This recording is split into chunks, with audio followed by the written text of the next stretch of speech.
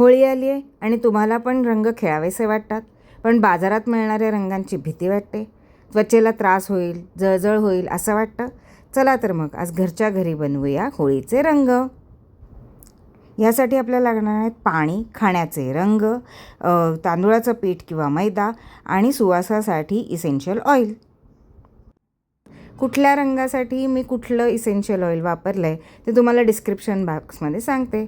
सगळ्यात आधी पाण्यामध्ये खाण्याचे रंग आणि इसेन्शियल ऑइल मिक्स करून घेतलं. हे छान ढवळून एकत्र करून घ्यायचं, म्हणजे तो रंग संपूर्णपणे पाण्याला मिक्स होतो. त्याच्यानंतर एका मिक्सरच्या भांड्यामध्ये तांदूळाचं पीठ किंवा कॉर्नफ्लॉवर घेऊन त्याच्यामध्ये हे रंगाचं पाणी घालायचं आणि फिरवून घ्यायचं. आता हे आपण एका न्यूजपेपरवरती प्लास्टिकचा पेपर ठेवून त्याच्यावरती काढून घेणार आहे आणि छान पसरवून घ्यायचं आहे. नमस्कार, मी मृण्मयी रचनात्मकमध्ये असेच छान छान व्हिडिओ घेऊन तुमच्यासाठी येत असते. व्हिडिओ आवडत असतील तर चॅनलला नक्की सबस्क्राईब करा आणि आपल्या मित्रपरिवारामध्ये शेअर करा. बघता बघता मी सगळे कलर्स असे तयार करून घेतले आहेत. याच्याशिवाय मी पिंक आणि ब्लूसुद्धा तयार केला आहे. छानपैकी व्यवस्थित पसरून घ्यायचं आणि एका दिवसासाठी वाळवून घ्यायचे. एका दिवसानंतर हे सगळे रंग असे दिसायला लागलेत. त्यातलं पाणी पूर्णपणे सुकलं आहे आणि छान वाळले आहेत. तुम्ही जर हात लावला तर कडकड कडकड आवाज येईल. इतपत हे वाळवून घ्यायचे आहेत, म्हणजे त्याची छान पावडर तयार होईल.